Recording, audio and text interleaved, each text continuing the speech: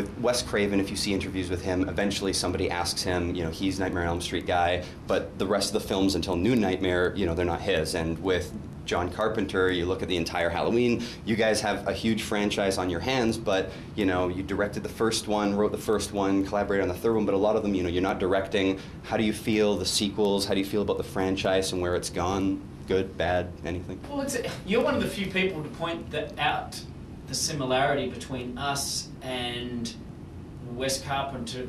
Wes Carpenter? I like that. It's a little amalgamation, you know. The master. The best of both worlds. Best of both worlds, yeah. Just to point out that similarity between us and Craven and Carpenter in relation to the franchises, because a lot of people will just say, hey, you guys are the Saw guys, you did all the Saw films. Right. And if they did a bit more research, they'd know James only directed 1 out of 7, and I wrote 3. So they made 4 more after me. So we're not as involved in the entire franchise as people think.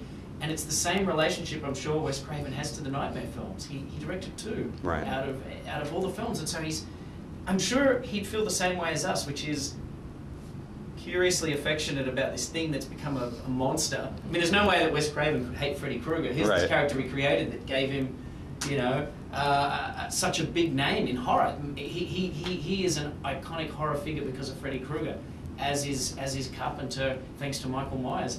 So I think we kind of feel like that. We feel like detached from it in the sense that we don't have as much to do with it anymore, but also affectionate because we created Jigsaw and now he's the new Freddy, the new definitely. Michael Myers. Yeah. And James, John Carpenter, they offer him H2O and he's like, God bless you, but no thanks, I'm not interested. Wes Craven was like, I got a new nightmare in me. If there was a possibility, would you want to come back and do another Saw, or do you sort of feel like you made your contribution and move on? Well, I mean, the Saw films are done for now, but I'm sure, you know, it's not going to be done forever. Right. If they do want to visit it, I definitely would be curious, just because it was something that I started, you know, and if I think that I can bring something new and fresh to it, then that could be very appetizing. You know, I'm always like that. I would never say no to anything. Who would you cast as me in the remake? Jake Gyllenhaal, without a second thought. Zac Efron. Zac Efron's pretty good.